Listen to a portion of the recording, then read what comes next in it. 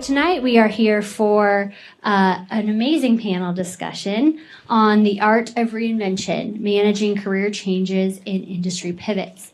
This is the second event that we've had in the SPSConnect series, and this is the first year we've launched it. So we welcome any feedback or ideas you might have for the future.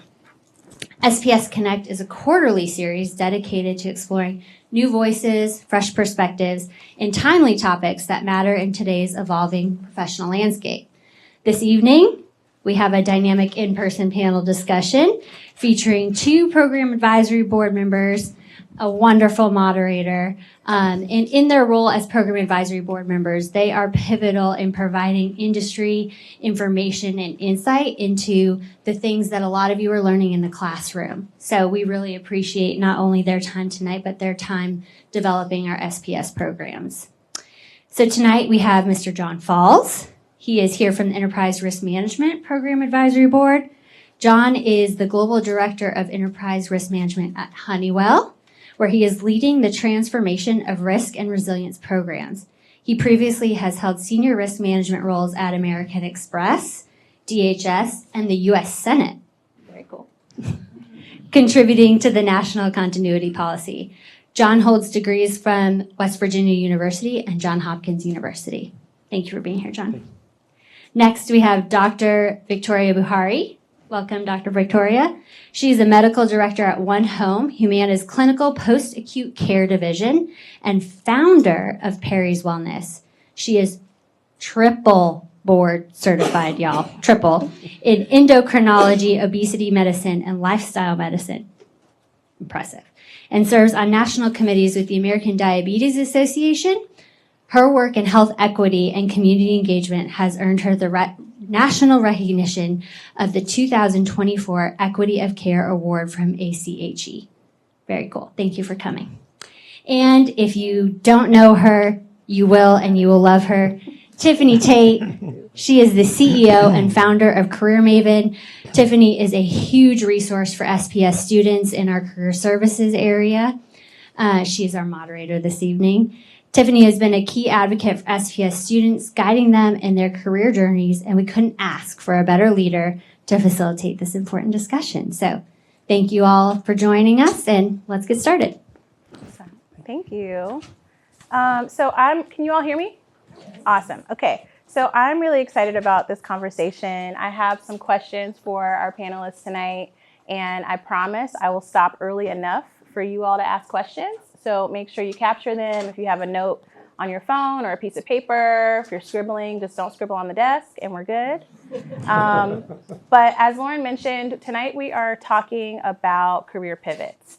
Essentially, a pivot is just a turning point, right? So something has happened, or maybe you're making a choice. It could be an internal decision or an external situation that causes that change to need to happen. So I thought it might be good. Maybe we can start with John. I believe that when pivots happen in our career, it typically requires a change in mindset. So can you share a personal story of a time where you made a big career change? What mindset shift or perspective change did you need to have for that to go somewhat smoothly? And what helped you navigate the transition? Sure. So first of all, I'm happy to be here tonight and share with you a little bit of my journey. I can't trace the reason why this is, but I do find myself in a constant cycle of reflection. So going back and thinking about things I've done and decisions I've made. And for this question, the one that comes immediate to mind is this is when I was at American Express. And this event changed me from someone who does stuff to someone who leads stuff. And what had happened was in the banking industry, as in healthcare as well, government regulation is everywhere. And government regulators had handed down some findings, and we needed to make some significant changes in the company. And wouldn't you know, I was the person in the company with the most expertise in this field for the things that we needed to change. And where before I'd find myself in meetings with peers and vice presidents, and maybe even some people who are just starting their career journey. And all of a sudden I'm in the meeting with, division presidents and executive VPs and easily the 20 most important people in the company, leading them. They didn't know what the answers were. Mm-hmm. They didn't even know what the problem was, but I did. And instead of me just going out and doing this thing, now I had the lead. Now I had to tell them how we had to change the company, how we had to change certain operations so we could satisfy this regulatory requirement. And so it was born out of necessity. And it wasn't until maybe a year or two after that I fully appreciated what had happened. Because in the moment, I was like, okay, I'm just going to go do my thing. This is the assignment for today. This is the job. This is what I'm supposed to do. Step into the breach and do your thing.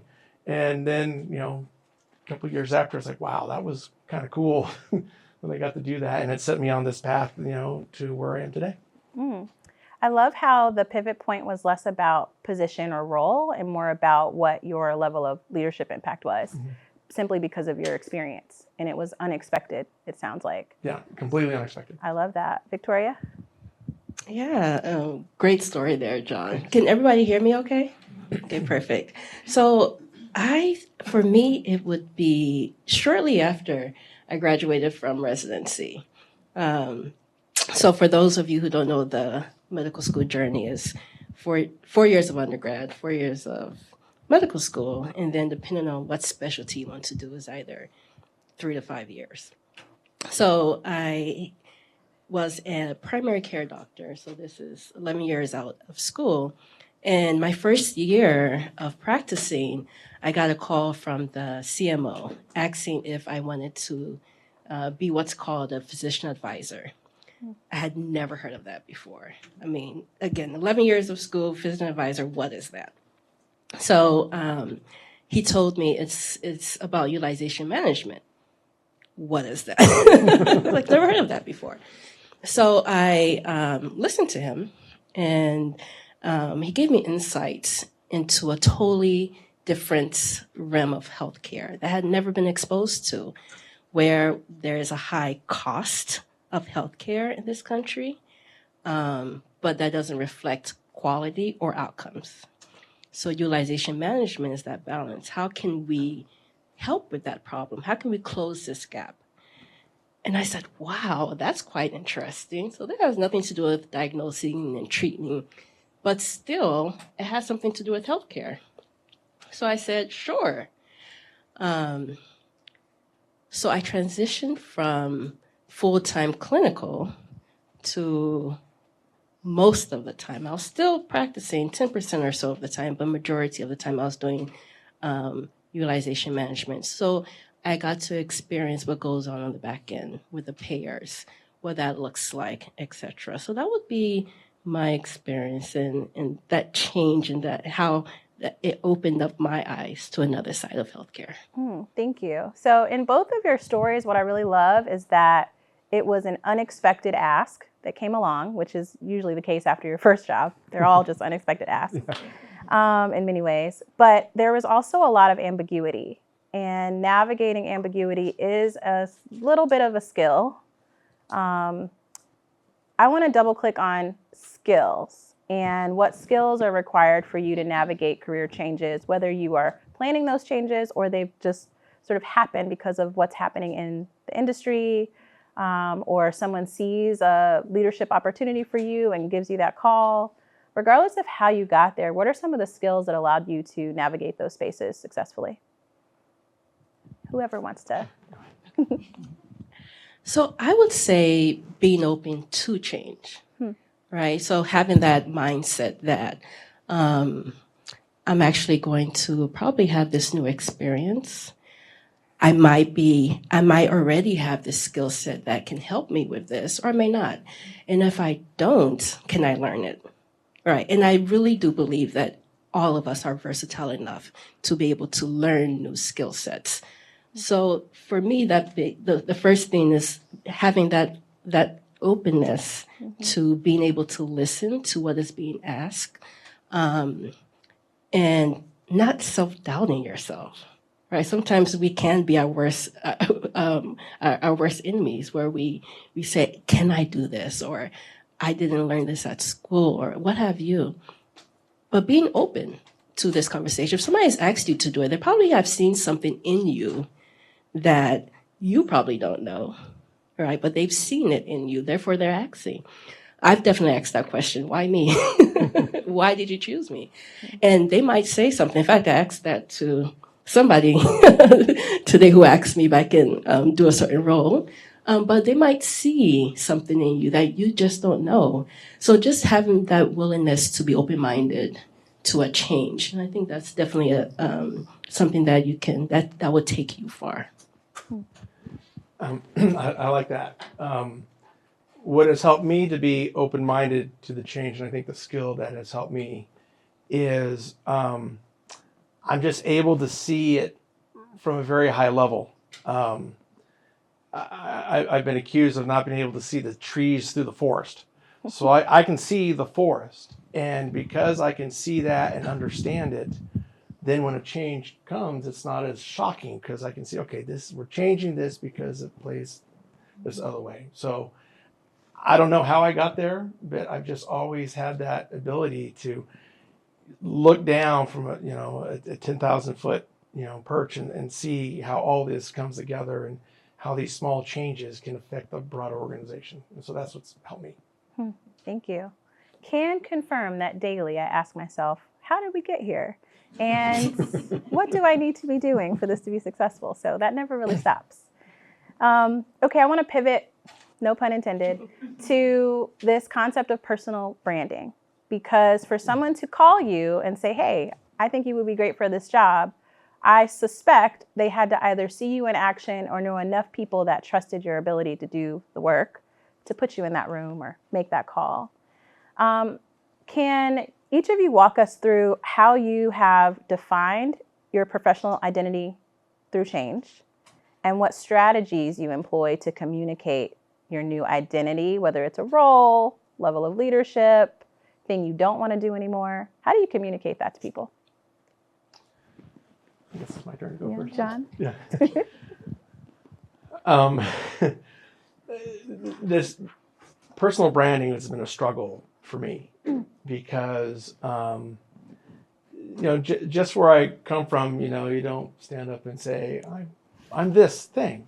And it took a professional coach. We were talking about this before. It took a professional coach to help me understand what my own personal brand was. So how does that brand help with change? So first, the brand that I have is dependability and trustworthiness. So my integrity is very important to me. When I say I'm going to do something, I completely intend to do it. And so when it comes to moments of change, I like to, as people around me are struggling for whatever reason it is, whether they are leading the change or they are subject to the change, if I'm in that position to help, I want them, you can depend on me, and if I can't deliver for you, I'll let you know. I'm just not going to let you, leave you hanging. So that's how I do that, is with my, you can depend on me. Maybe a bit of a hero complex, but that's what my brand is. I would say integrity is pretty important for the role that you hold. Yeah. In terms of risk management. Yes. Critical skill. Yeah. So that sounds like deep alignment to me. Victoria? Yeah, so I would say know your why. And if you know your why, that influences your passion. And when you move with your why and your passion, then you naturally align yourself with people who are also passionate about the same thing, right? So in my experience, my why is I want to see healthy people. I'm passionate about root cause, prevention, etc., and also want to do it on a scalable level. So what does that mean? It means that I am going to reach out to people who have that same vision or passion. I'm going to see what opportunities I can find that I can live this passion of mine and use that whatever time, etc. Whenever you do something that's within your passion, it's not really work anymore. You're truly living a life of that why. So I feel your brand comes out because you're truly living your passion. So that's why I would say, know your why, follow your passion, and things really fall in place. What I think is so interesting is sometimes when I ask people about personal brand in a career context, they start with what their job is. And neither of you have, you have shared, of course, your professional journey, but you focus more on personal values and the motivation that put you in your field or your respective roles. So I find that hopefully it's refreshing for those of you in the room, because you're so much more than whatever your job title is right now or what your next job title might be. But I think spending some time thinking about what are my guiding values sounds like a really good next action to take. Okay. So what if you're not super clear on who you are or what matters to you? Because I think at different stages of our careers, the things that we think we know could change pretty dramatically overnight. The organization where we work could change pretty dramatically overnight, or a life circumstance might happen. You know, I became a mom, and who even am I on the other side of that? We're still trying to figure it out 9 years later. But fear sometimes is the byproduct of a lack of clarity.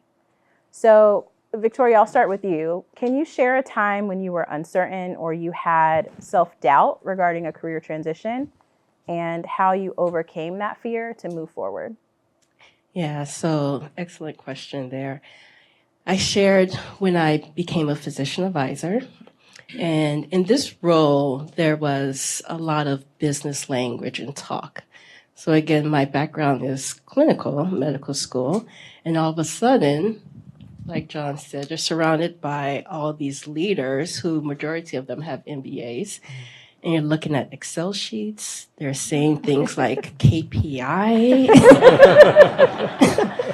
And you are lost, right? And you're in this room and you're asking, am I supposed to be here? And should I ask that question? Where do I even start? Everybody knows what they're talking about, and you're just standing there. So I did not quit. But what I did was I actually really did as much homework as I could. Really went back, read as much as I can, asked questions, found a mentor. Whatever I didn't understand, I would be that person that has my paper and pen and just writing things down. And I was quite motivated to, part of my brand is wherever I am, I want to be the best I can be, right? So I was motivated to be as knowledgeable as everybody who was in that setting, right? So that definitely was helpful for me, I would say. Doing your homework, deeply relatable. It's also very Wake Forest coded. Like, I don't know what these people are talking about, but in 7 days, I will know exactly what they are talking about. And seeking help. Mentorship. Absolutely. Yeah, so your weakness might be somebody else's strength, right? So, and I have always been that person. I'll find the smartest person in the room and be like, hey, can you be my friend? I've always done that from undergrad to medical school. I'll find whoever is in the top 5 and they would be my friend. I love that. John? So the question was fear of change or? Can you think about a time that you felt uncertain or a little bit of self-doubt and how you overcame the fear to move forward? Sure. So my experience, not as rosy as yours. I had reached a part in my my job journey, that I thought it was more than I was. And I ended up alienating a client. This is when I was consulting. Didn't go well. And any of you who have ever been in consulting or been around consultants, that's not what you do. And so I found myself out on the street. Got picked up very quickly.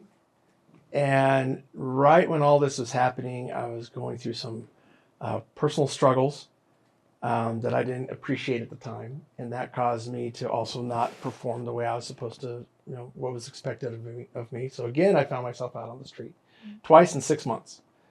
And I stopped and I looked at what it said on my resume at the time. You have to write, from this year to this year, I did this job, and this year to this year, I did that job. In this case, it was from this month to that month, I did that job.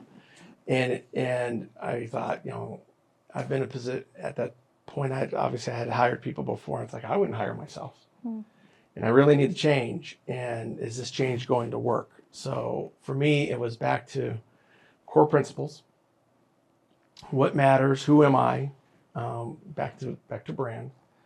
I was very fortunate that I had a mentor that had a role for me and put me into that role.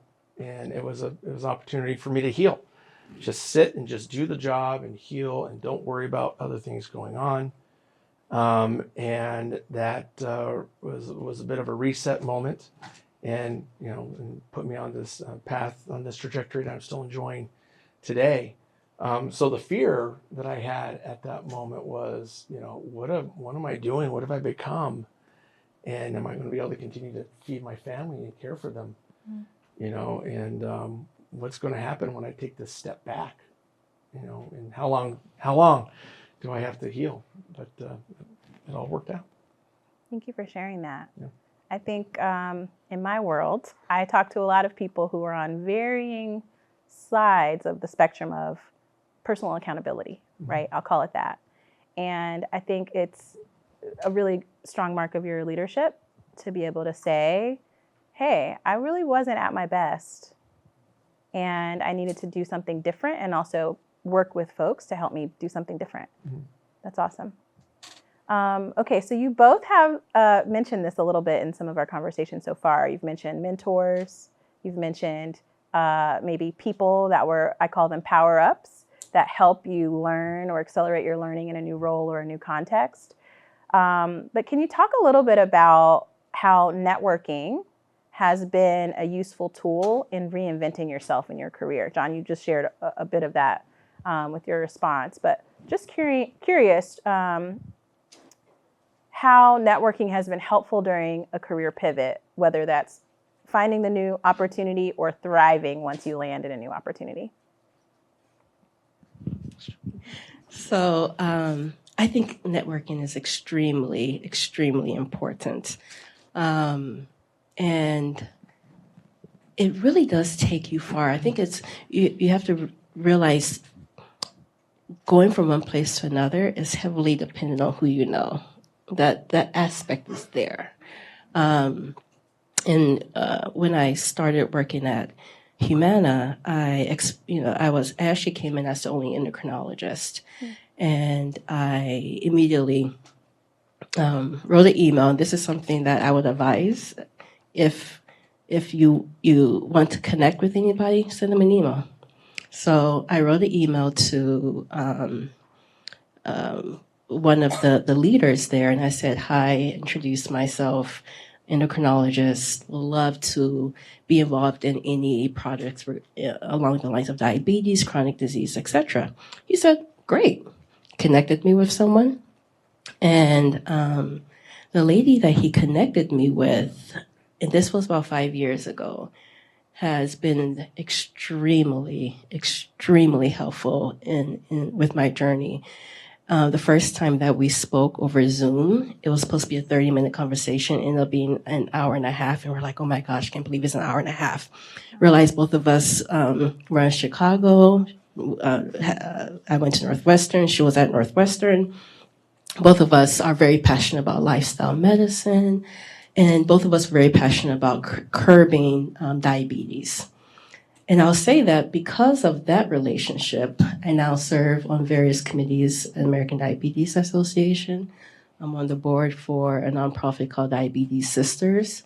It has opened up so many so many avenues for me to be where I am currently. That really stemmed from that one email saying, hey, this is who I am and this is what I'm interested in.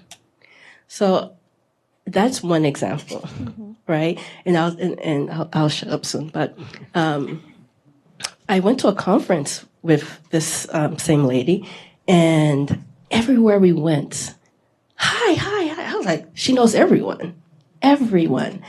And you may not realize this, but naturally, I'm actually an introvert. But I was like, how is that even possible for her to be so much of an extrovert and know people and everything like that? But she told me, Victoria, when you come to these conferences, watch it online when you go back home. You go to network. Mm-hmm. So it really did emphasize what that means for your journey. And since then, right, I've met so many people just across the healthcare industry, from pharmaceuticals to diabetes technology, within lifestyle medicine leadership, just because of that one encounter. I've met so many people. So networking, definitely. If you're an introvert, right, then it's a skill that you'll have to learn, but it's very important in the journey, I would say. The story I'll share to offer a different kind of example. For much of my career, I worked in government classified programs. And so we're talking about people who have security clearances. And by very nature, that is a very closed group. And when you can't really network very well because there are certain rules when you work in that space. One of them is you can't ask somebody what they work on, especially when you're out in a public space. And so it can be very difficult to network with people. You know plenty of people just inside of the particular program that you're working on. Came a point where I was doing some work, and I was approached to go join this team. And this team, no one knew anything about this team except they were doing really cool things. And it was cool because no one knew what they were doing. Just one of these black budget deals. And I was very flattered. And so when I obviously accepted the job. And when I walked in day one, I knew everybody in the room because of the network that I had built. And, and just staying with that in the different kinds of roles that I've had in the private sector, I have to talk to people across, the entire spectrum of business operations. So I have to talk to people about in marketing, people in PR firm, people in HR, people in finance. I'm all over the place. And just today, as a matter of fact, I was talking to a vendor about a product that I'm interested in buying. And part of the product would really appeal to our PR people and also to some of our threat intelligence people. And I knew immediately that this could appeal to them, and I knew who I could call because these are people that I've worked with and I built that network. And it's just neat when, actually I was just talking to one of the program here, John, just talking to him today, and he said, yeah, a good friend of mine works for Honeywell. I go, oh, what's her name? And he told me, it's like, I know exactly who that person is. Yeah, there you are, John. Yeah. So, again, part of building that networking, getting to work around different people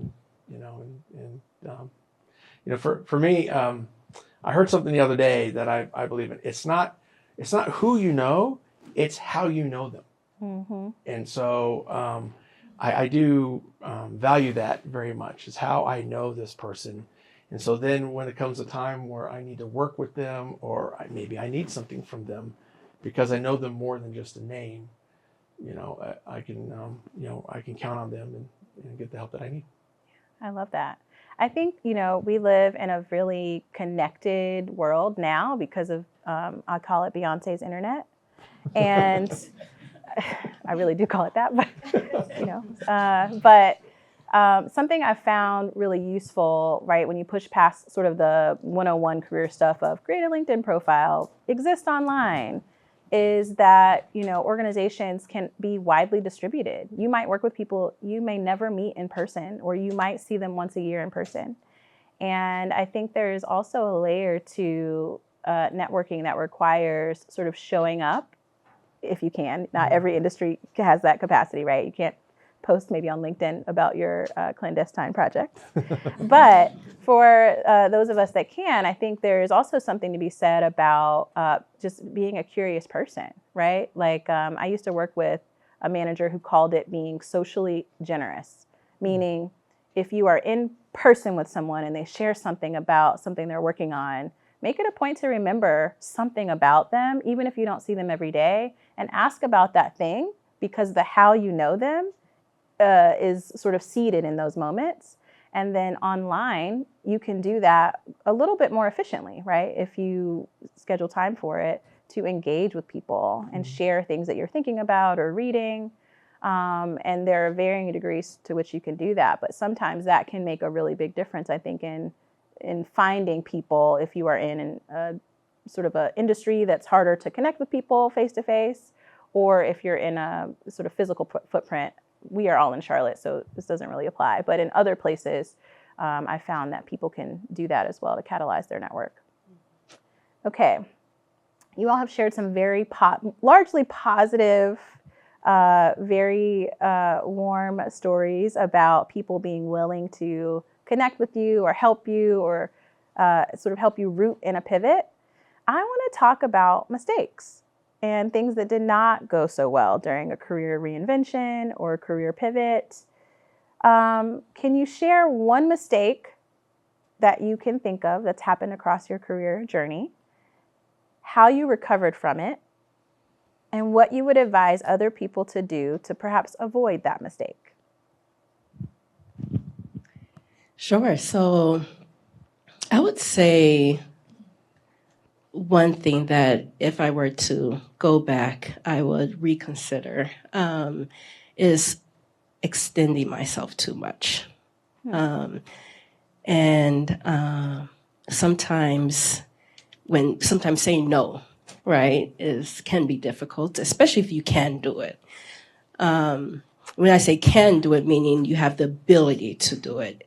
It may not necessarily mean you have the time to do it, just that you can do it. And hopefully you can appreciate the distinction. So the old Victoria, as long as I can do it, I would say, why not? So I would be in different sectors, doing multiple things. And as you said, as years go on, right, life changes, right? You get married, maybe, you might have children. So I definitely got to a point where I was doing a lot right now. Yes, triple board certified, okay, but, I was doing a lot, right? And what I learned was to be more intentional, right? So it's not everything that somebody will ask that you necessarily will say yes to. And one thing that I told myself is, instead of the immediate yes, because I know I can do it, I would be more intentional in terms of giving myself 24 to 48 hours to answer back, right? So within that time frame, I'll ask myself, in my day-to-day schedule, is this realistic? This additional ask of me, is it realistic? Right? So that's how I made it. So I did, again, overextend myself, and it was tough, right? Because you do a lot at work, you come home, and then, of course, you have for me, children, husband, etc. So those responsibilities. So I really made that very intentional. And then the yes also had to be in alignment with the direction I was going. Thank you. So just because you can doesn't mean you have capacity. I love that. Yeah, I wish someone had told me that in my 20s. Burnout is really not a fun thing to exist in for a long period of time. John? A mistake that I've made often, and I make a conscious effort not to make this mistake now, is don't assume that the people that you're talking to know what you're talking about. And oftentimes I'm briefing more senior people than I, and you assume, oh, they're they're senior, so that means that they know more than I do, and maybe even they're smarter, right? That's not the case, right? Certainly they're brilliant and they're leaders and they know what they're doing, but the reason why I have the job is because they need this thing to be done, and they don't know how to do it, and they need me to do it. But if I need to brief them on or something like that, don't assume that they know what you're talking about. But the other part to that, the sibling mistake to that, is when you're trying to bring them along with what you're doing, don't give them unnecessary detail. And so that's a challenge. And I've come up with a way to do that. Is my approach whenever I do any kind of presentation or brief. I use PowerPoint. That's what I use all the time. I build my slides and all my talk track to the slides that I have 7 seconds to deliver my message. And if I don't deliver it in 7 seconds, they're going to lose their interest. They're going to be off doing something else, looking at email or whatever, especially when you're doing it remote, because you can't see what they're doing on the side, especially if they're not on camera. So deliver my message, 7 seconds. And if they have questions, they're going to ask the questions, and now it extends. As I'm preparing and bringing them along, give them the information so they can know, so it puts everything that I'm presenting in a context, but then have the more detailed stuff in my back pocket.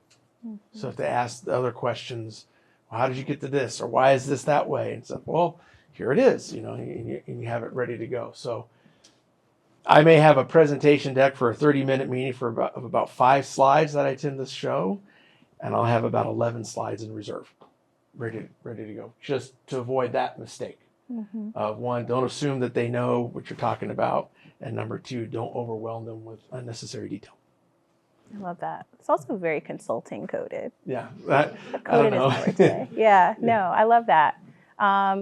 Sort of a quick acronym too. I think if you're just in conversation without a deck, I have an advisor who always says when you're talking to senior leaders or executives, bold, bright, gone. Meaning tell them what you're going to tell them, give them the core points, and be gone as quickly as possible. So seems to work well in most cases. Yeah, when I work with the admins to like schedule a meeting, I'll say I schedule for 30, but I only need 20. Mm-hmm. Because I like the gone piece. Get in, say what you're going to say, get out. Mm-hmm. I love that. Okay. So in just a few moments, we're going to open up for questions. So hopefully you've been keeping track of them in your notes. But I do have one last question for this portion of the evening. When you both look back on your journeys, if you could distill your career reinvention experience or your career pivot experiences into one piece of advice for professionals thinking about making a pivot, what would it be?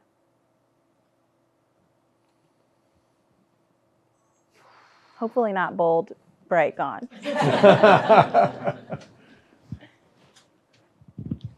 Go ahead. I would say embrace experiences. And what I mean by that is in my first job out of residency, when I said I was a physician advisor, it was a little bit more work than what I did clinically, but the pay was the same. And some of my colleagues said, well, Victoria, why would you do that? In my mind, my pay was the experience I was getting. This has opened up a new door. It has opened up a new chapter to me. That was my currency. So it wasn't monetary, but it was an experience. So I say that to say, if somebody comes to you, approaches you with something that might be non-monetary, ask yourself, can this advance my career? Can this give me a new skill set? And if the answer is yes, then that is your currency. I love that. Thank you. John? I'm going to reuse what you said earlier, Victoria. Know your why.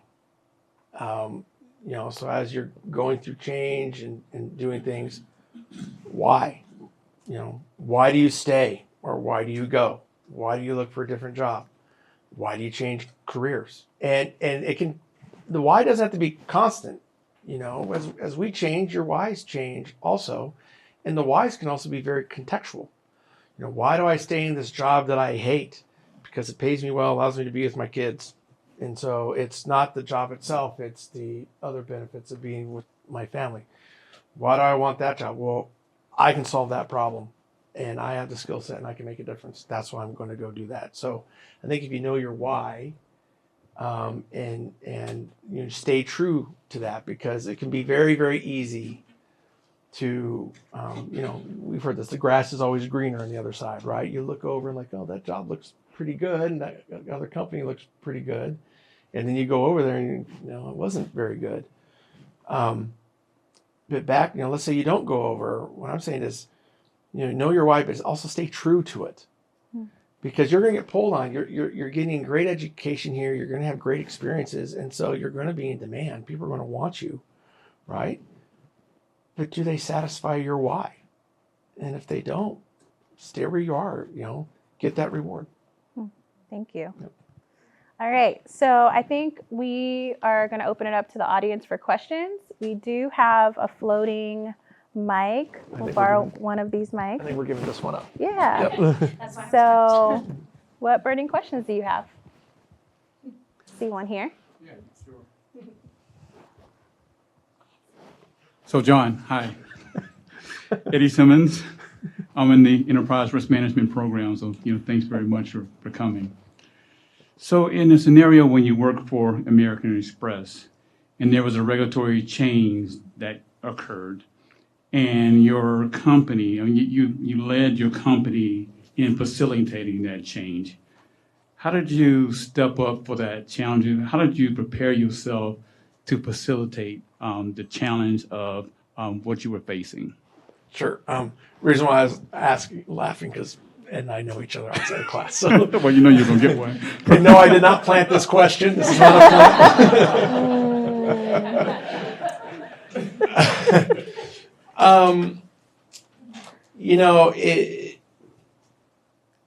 The finding came down, and it was obvious that it was my program that needed to do it, that owned the finding. And I said to my team, if not us, then who? And if not now, when? And so that's really what it came, So in the early parts of responding to an event like this, you get a cast of hundreds in there, and you quickly find out who has a role and who doesn't. And, as those hundreds came whittled down to dozens, there's like my team, me and my team, we were still there because we were the ones who needed to fix this problem. And so I guess, so at the beginning I was asking, okay, if it's not us, then who is it? Because I don't see it. Yep.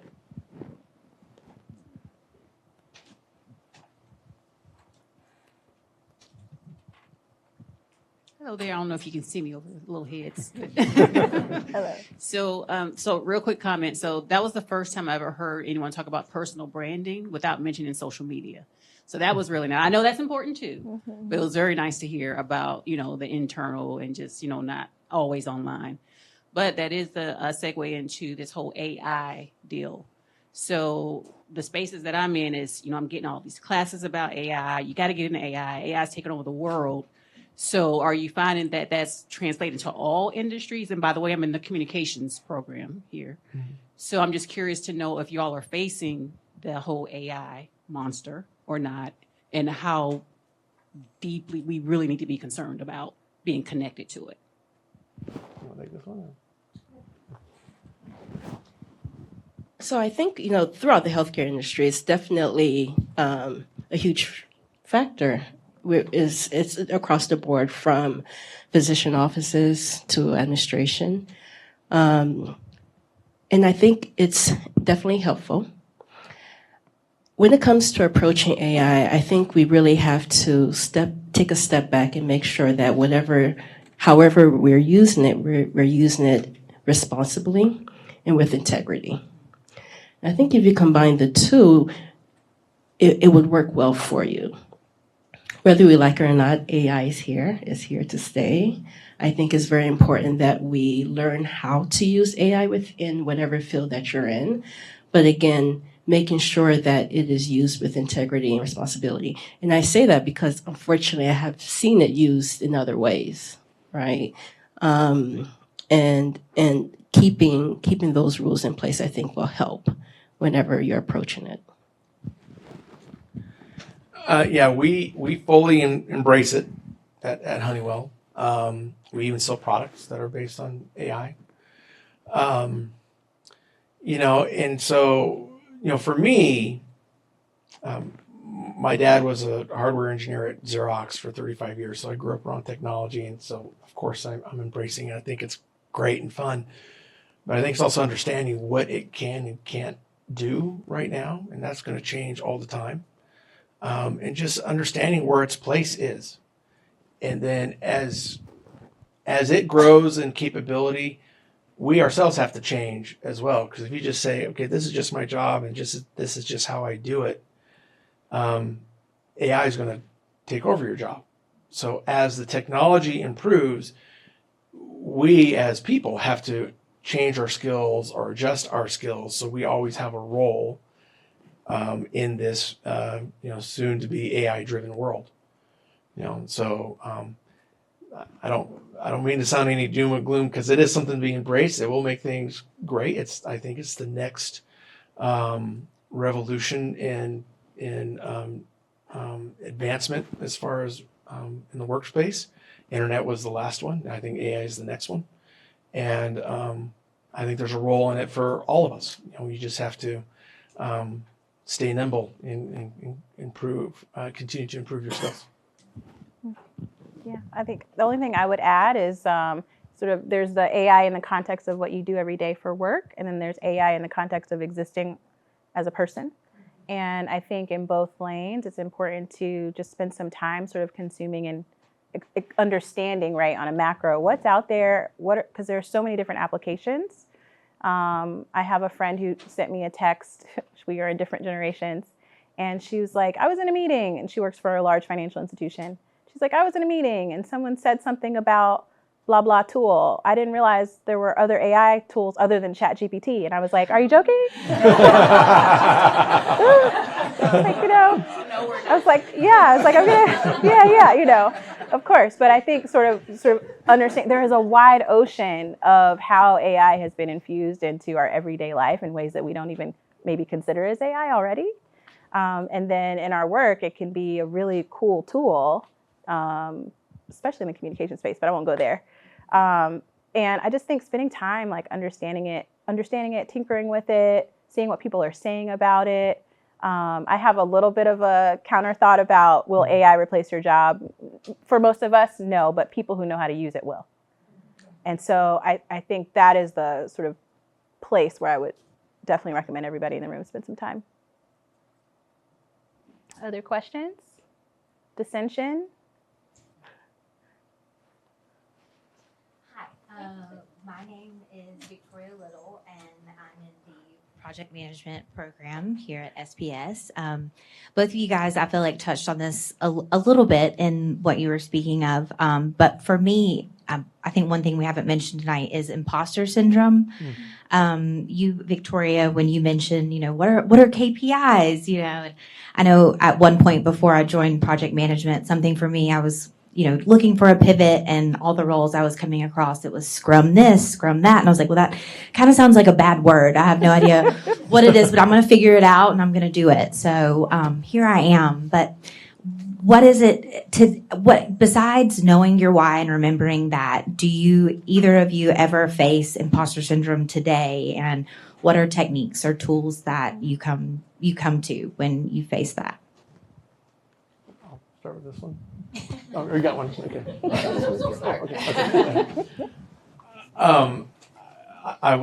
We were just talking about this before. So I did have some imposter syndrome, and I had hired a professional coach, and I told them about this, and I can't remember anything specific that we did, And it was really great to have the coach.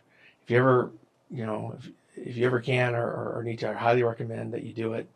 But then it wasn't until about 4 months after my sessions with the coach had ended that a switch just clicked in my mind. It was, this is my job. This is what I do. I'm just going to go do it. Do I deserve to be in that room? Yes, I need to be in that room for me to do my job, right? And I'm just going to go do this thing until someone tells me to stop. And no one's told me to stop. So that tells me I'm doing the right thing, right? So it is, it can be a challenge to overcome that.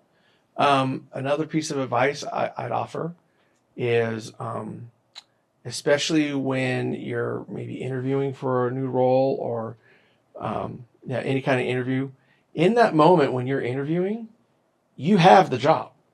You are the job, and that interview is all about just seeing if you can do it, and so that little nugget of advice has helped me also with the imposter syndrome. Like, no, I have this job for this moment, and so I hope that helps. Hi, Victoria. Great name, isn't it? Yeah, so I mentioned that the first time when I sat around the table with leaders and MBAs and et cetera, didn't know a clue in terms of what they were saying. Of course, had that, right? And that was the first time I really, really felt it because I was truly in this space. I think for me, I always try to ensure that I am, whatever space I am, I try to ensure that I am the best I can be, right? So what does that mean? It means that I have looked up whatever I have had to look up to a point where I don't have any self-doubt. And I felt that has helped me in different scenarios.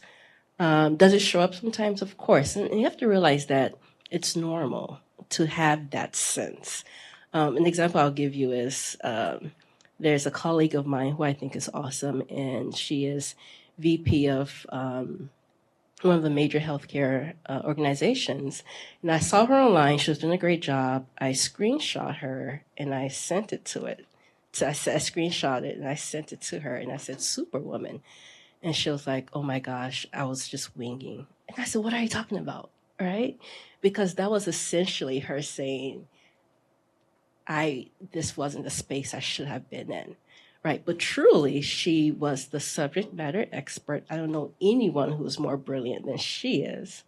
Right? So I think it does show itself throughout your career. And I think number one is to realize that it's normal. But your confidence, it also can come from you knowing that you probably know more than the person next to you. And if you don't at that time, you can, right? So, and also, you might have a strength that might be somebody else's weakness, where that's where you show up, right? So you don't have to be the smartest person every single area, but whatever you do represent, you know it. I hope that helps, right? So that's how I overcome it. Yeah. There's two quick, sort of like very quick, 2.5. One, everybody in this room has access to coaching. Our team does provide that for SPS students and alums. So check your email, go in Pro Cafe, meet with a coach, get some support. But then two, I also think it's critical, whether you're prepping for an interview or going into a meeting that gives you kind of the pricklies, to disrupt feelings with facts. And what I mean by that is, take stock of the things you've done in your career. I call it a win sheet, where it's like, hey, I was in this role, I did this thing, and as a result of me doing this thing, this was the impact. So the faster we can sort of help our brains drop into where contributions we've made in the workplace have made an impact on people or projects or the place, then we one, are rewiring our brain to think about how we're awesome. But then two, we are able to speak about it more intentionally. And then the half thing I would say is, John said this, and I think the first question I asked, you said you went from being the person to do the thing to being the person to lead the thing. And sometimes we carry imposter syndrome because we are misinterpreting what our role actually is. Sometimes it's to be the SME and know everything. Sometimes it's to be the person to empower other people to get to an outcome. And if we aren't clear on what our job actually is in that moment, then we're sort of reinforcing this, I shouldn't be here, when it's really, oh, I should actually be in a different sort of role on the team in this moment. So. Yeah, I like that. And also sometimes, in fact, it's okay to say, I don't know. Yep. Yeah. I mean, the first time I heard someone say it in leadership, I was like, wow. But it's true. I've heard it so many times now. I don't know. I'll get back with you. It's perfectly okay. And I think that really helps there, too, that you know what you know at that time, and what you don't know, you can find out and bring it back to the table. Awesome. Okay, I see folks hovering, so I think we're at our time. So sorry. So I'm going to... Do we have, I think, Brandy, do we have time for one more? Yeah. Well, yes, really quickly, I just wanted to ask, just from a perspective for hiring capacity, how do you identify when you have a team member who it's time for them to, reinvent themselves? How do you empower your team members? Yeah. I had this happen with a team member. He came and he saw himself in a particular role. And in this case, I was newer to the team. And so I wanted to give him a chance. So I said, okay, this is what you want to do. This is what it's going to take. Here's the opportunities I'm going to give you to prove that. And it's inside of 6 months, it was obvious that he wasn't meant for that. He couldn't do that thing. And I said, good news is, I see that you can do these other things, so pivot away from this thing that you think you want to do, and you can go do these other things. And it took a while for him to embrace that. He still wanted to do his primary desire. And I said, okay, if you want to do that, it's going to take some schooling. You're going to have to go get some schooling. You're going to have to go get some more experience before you can jump into that kind of role. But I really think I see you in this kind of role. And ultimately, he did accept what I was saying to him, and it turned out really well for his career. And he was able to flourish in a way that he didn't expect. And so sometimes, we really benefit from that outside perspective of what our skills are, and we just have to be humble enough to hear it. Hope that helps. Yeah. I'll do, pretty much what John said. And just to add, being a good listener to whoever you're leading, and helping them along the way. John really said it all, but I would say be a good listener for sure. Absolutely. That's good. All right, I'm going to thank you both for just rocking with us tonight to have this conversation. I think the gems that you shared hopefully have landed on everyone. I'm going to turn it over to John to close us out for the evening. Thanks, Tiffany. Can we all give Tiffany as well as Victoria and John a round of applause for sharing such great insights with us this evening?